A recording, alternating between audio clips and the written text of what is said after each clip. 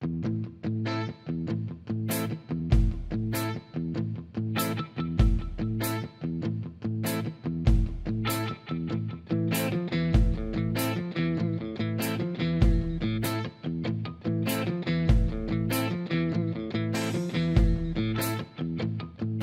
días, buenas tardes. Aquí estamos en el quinto programa de la tercera temporada de Luces y Sombras del Filosofar. En este ejercicio, yo diría de tipo transitivo, de naturaleza transitiva, ¿no?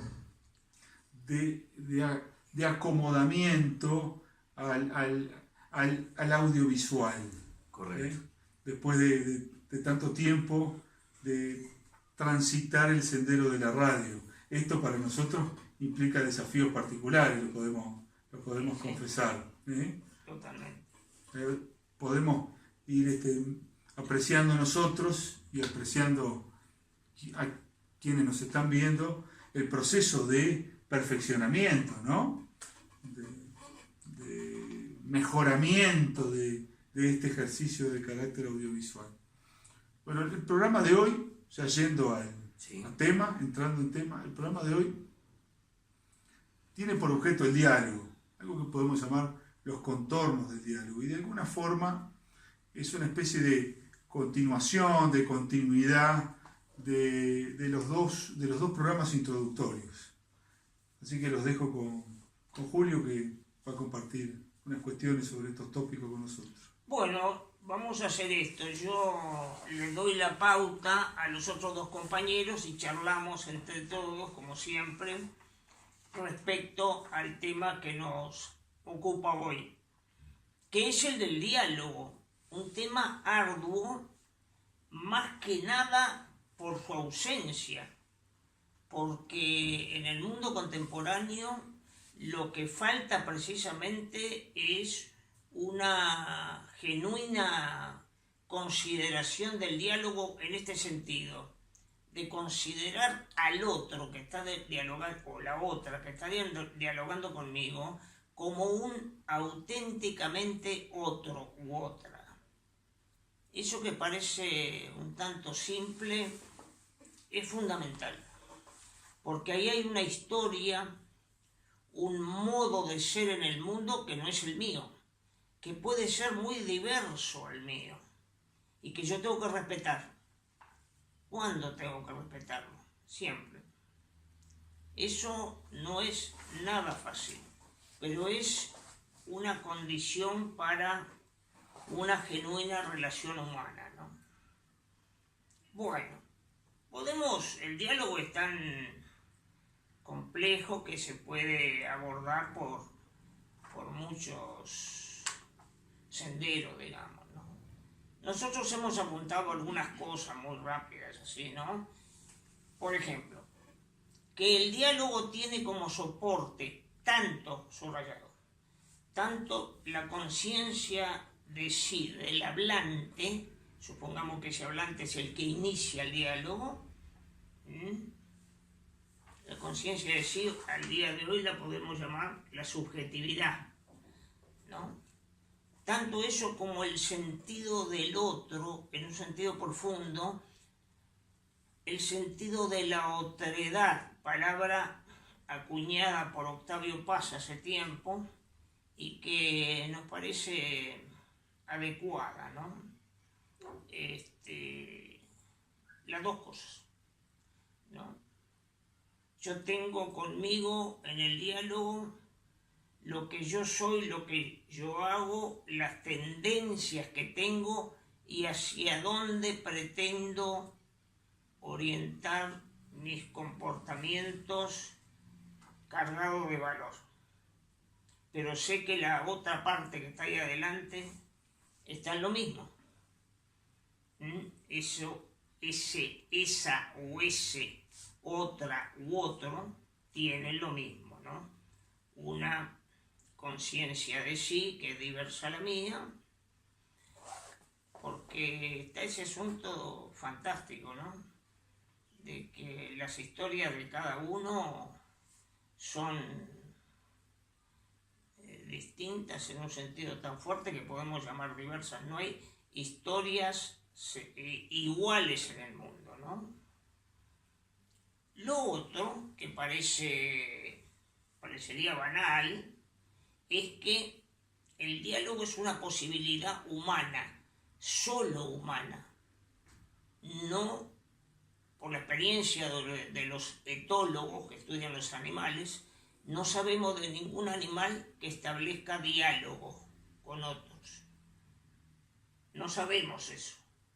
Pero al no saberlo, podemos ponerlo entre paréntesis como, con todo respeto hacia los animales, decir que es inexistente. Es una posibilidad humana, muy humana, ¿no?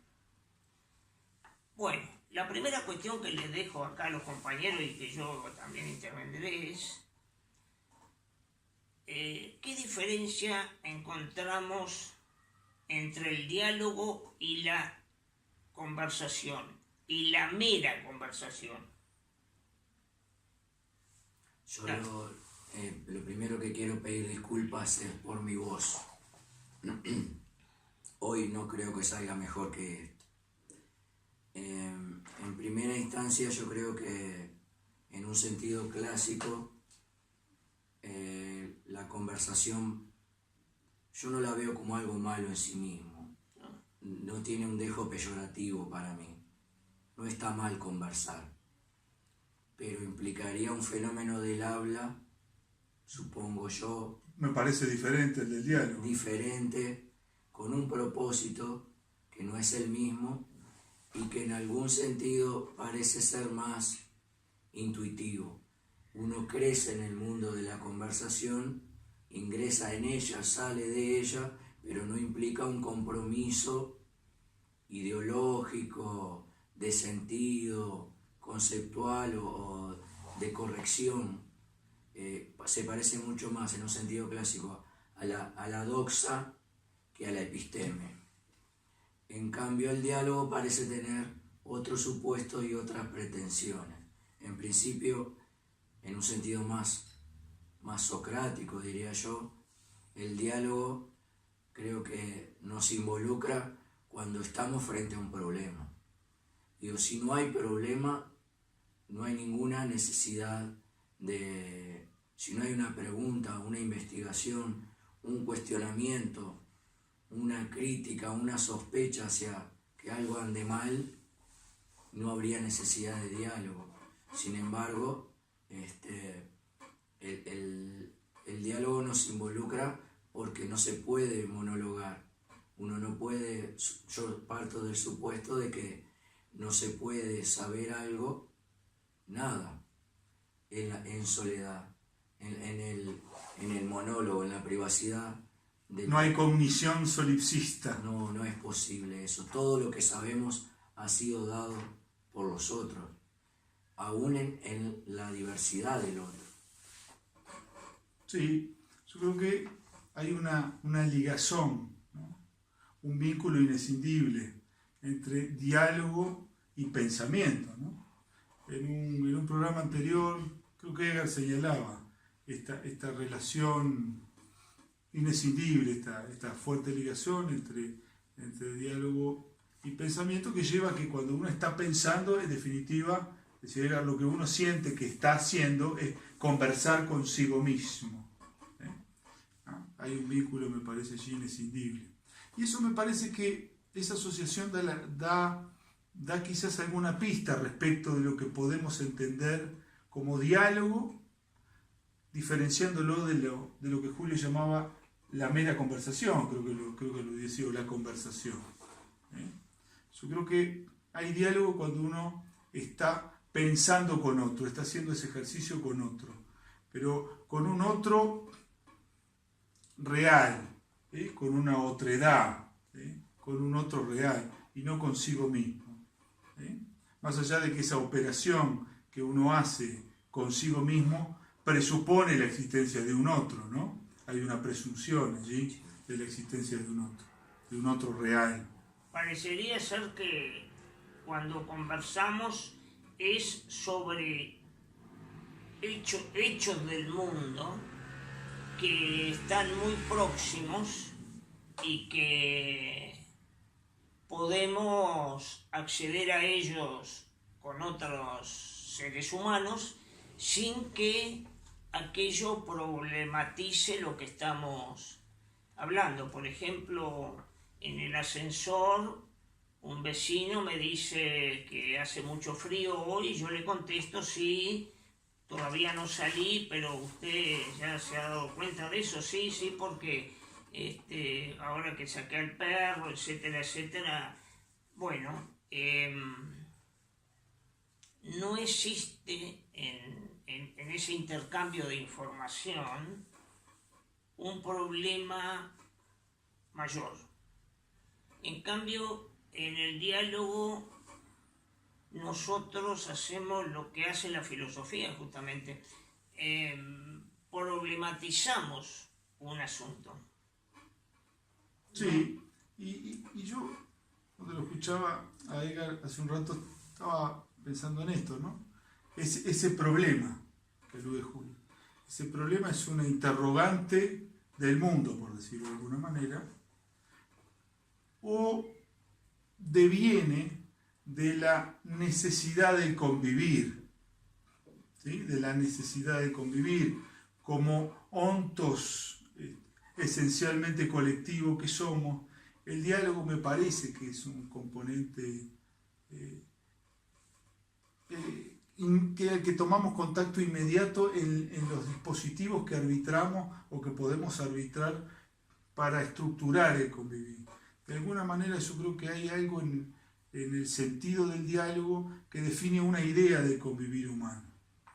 Yo estaba pensando hace un rato que el diálogo se contrapone siempre a una forma diametralmente opuesta, valga la redundancia, de pensar el vínculo con el otro, que es la dominación. Yo creo que hay una contradicción clara, nítida, irresoluble entre el diálogo y la dominación, porque el diálogo implica asumir al otro como eso, como otro, lo que decía Julio, y por tanto como portador de fines distintos a los míos, ¿no?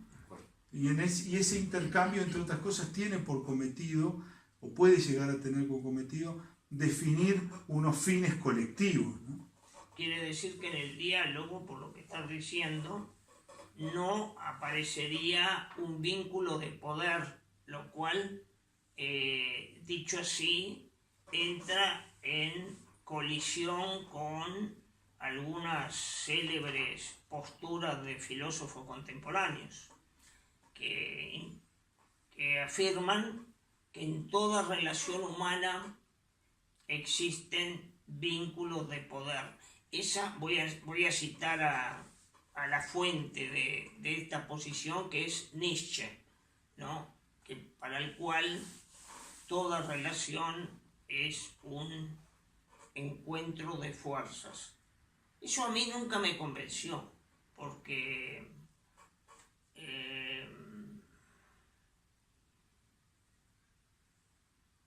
más que de un choque muchas veces en el diálogo, se trata de un esfuerzo en común por encontrar una respuesta que todavía no está plasmada, que todavía no está habilitada como tal, ¿no?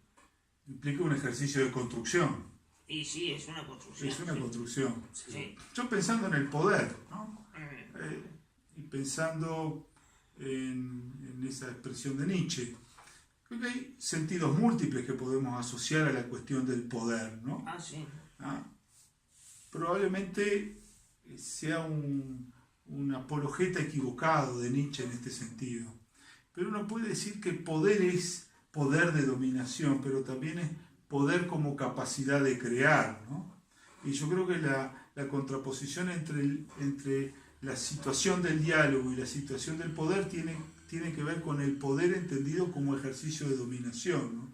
De imposición de mis fines al otro. Digamos, muy hegeliano, diríamos, de reificar al otro, ¿no? Sí. Yo pienso que cuando pienso en el diálogo pienso en que hay en el diálogo que es un entre, como lo habíamos anotado acá, se da entre dos razones, entre dos pensamientos que buscan una solución, una pregunta o develar una situación, unas causas. Yo pensaba que hay un rasgo negativo en el sentido de que para poder dialogar yo necesito enfrentarme a otra razón. Y en ese enfrentamiento, casi que a un estilo hegeliano, dialéctico, es que logramos llegar a una síntesis, a un nivel mejor de ver las cosas. Ahora, eso no implica una relación de poder. Porque supóngase usted un instante que yo quiera dialogar con un estudiante.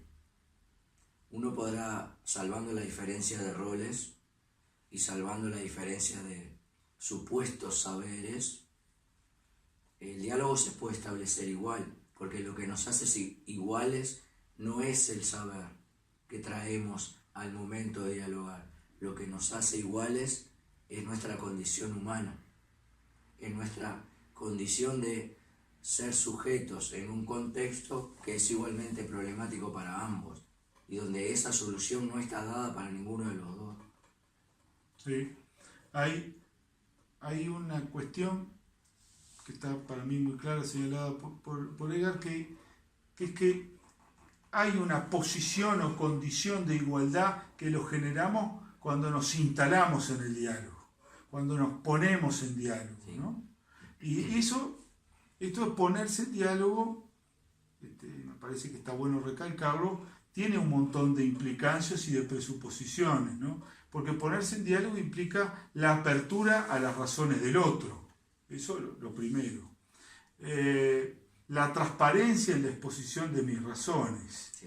Y cierto tono democrático en el acceso a la información disponible, del acceso a la información que yo dispongo, accesible, hacerlo accesible al otro, sí. Para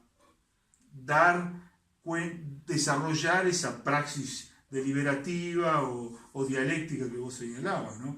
Porque si de lo contrario lo que hay es un experimento, ¿sí?, del lenguaje, del discurso, que tiene mucho más que ver, ¿sí?, con la lógica de la dominación que con el diálogo, ¿no? Sí. Hay una utilización del lenguaje o del discurso como instrumento de poder o como herramienta para generar un vínculo de poder o darle estabilidad. Vamos a decirlo más desfachatadamente, lo que hay ahí es una falsa inclusión. Sí. Un amaneramiento. Sí. Bueno, acá aparece soterrado en lo que estamos diciendo una crítica a una muy venerable tradición de la filosofía occidental, que es la preeminencia muy grande de la racionalidad sobre lo emocional. Y en un diálogo auténtico resulta que por banal no, pero por lo simplote que pueda resultar, que no lo es, resulta que de hecho los dos dialogantes son, aunque sea implícitamente, dos amigos. Dos que quieren dialogar ya están avanzando en el camino de una amistad, de un camino en común. Y los gestos, las miradas, la posición de las manos, ¿no?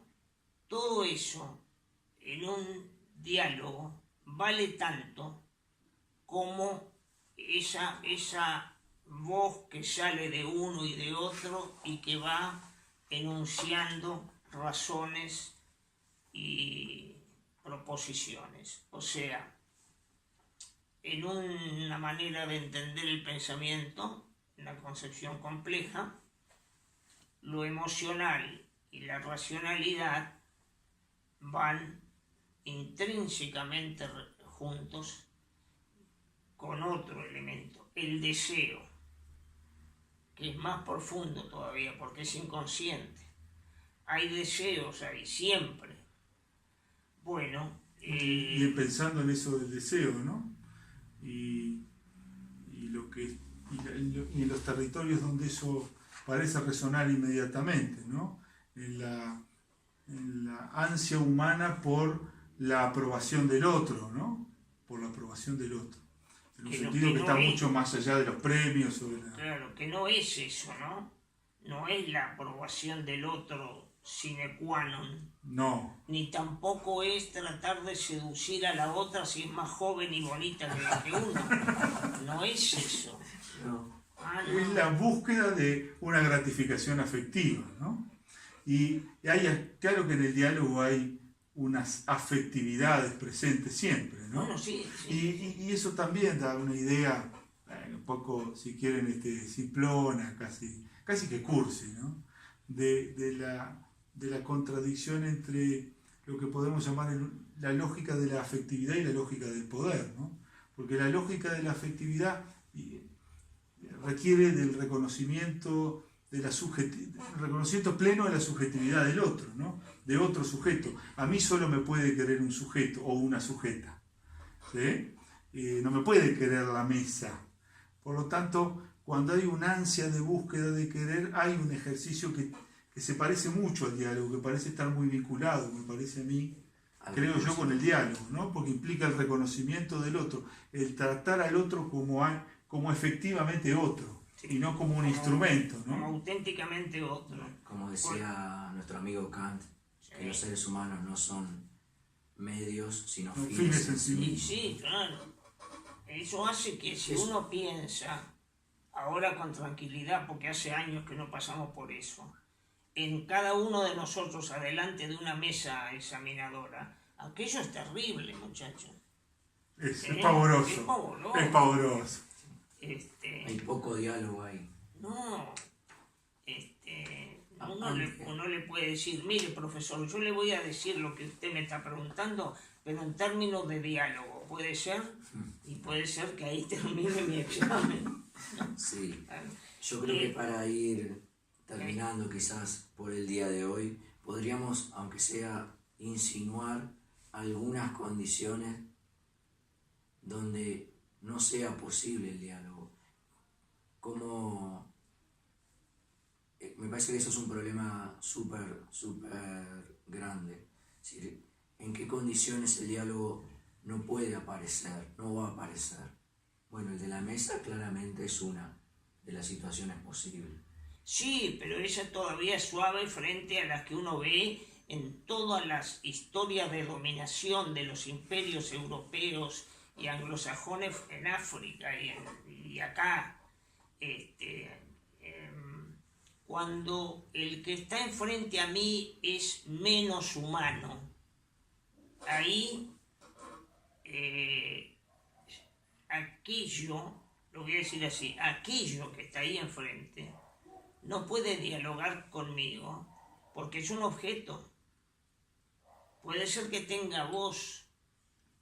Acuérdense de todo el problema de Bartolomé de las Casas y los otros teólogos discutiendo no sé cuánto tiempo para saber si los indios de América tenían alma. Sí, en el marco de las relaciones de dominación entre opresor y oprimido, parece claro que no puede haber diálogo, ¿no? Entre nativo e inmigrante. Yo creo que después podemos inclusive avanzar un poco más y creo que es válido preguntarse hasta qué punto el diálogo es posible cuando el tema en cuestión afecta intereses muy hondos de los que forman parte de ese diálogo, ¿no? Intereses que de alguna manera resuenan para cada uno en el territorio de la identidad, que remiten a temas que están en el orden de lo conformativo de esas dos subjetividades que están dialogando. Sí, se parece mucho más probable una negociación ahí que un diálogo.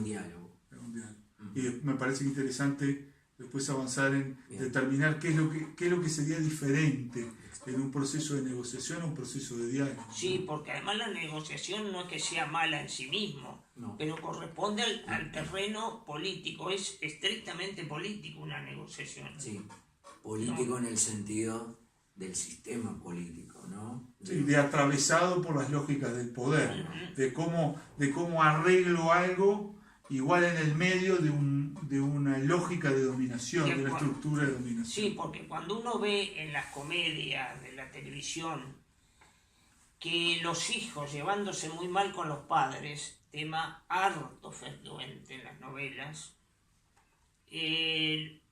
o el muchacho o el padre entran a tratar de negociar con el otro. Y eso enseguida se nota, digamos, lo hacen notar los propios personajes, ¿no? Y se dicen uno al otro, pero vos estás tratando de manipularme, estás tratando de manejarme. Bueno, ¿por qué están diciendo eso? Porque en el plano familiar, que es tan íntimo, tan directo, no cabe la negociación. La negociación es en ámbitos públicos o privados. Quizás por esa misma contradicción que vos señalabas hace un rato entre la afectividad y la dominación. Sí, porque obviamente en una familia la dominación, otro gran tema de teatros, que es gran tema porque es un gran tema más de los seres humanos, de las familias. En las familias no se puede estar dominando a los hijos, o los hijos a los padres, o lo que sea, ¿no? No es un buen camino, termina mal eso siempre. Sí, ahí encontramos ciertos límites. Sí, y ahí entramos a tener que tratar lo que significa la forma del amor auténtico, ¿no? En una familia, sí. Es otro asunto. Que eso sí tiene más vínculo con el diálogo. Sí, porque... Por el reconocimiento me refiero. Sí, el diálogo en la familia es un asunto clave, y su ausencia es dolorosa. Lo que hace muchos de los dramas actuales con hijos dejados a la buena de Dios, etcétera, ¿no? Bueno, muy bien. Bueno, vamos a tener que ir despidiéndonos por el día de hoy. Bueno, muchas gracias. Hasta pronto.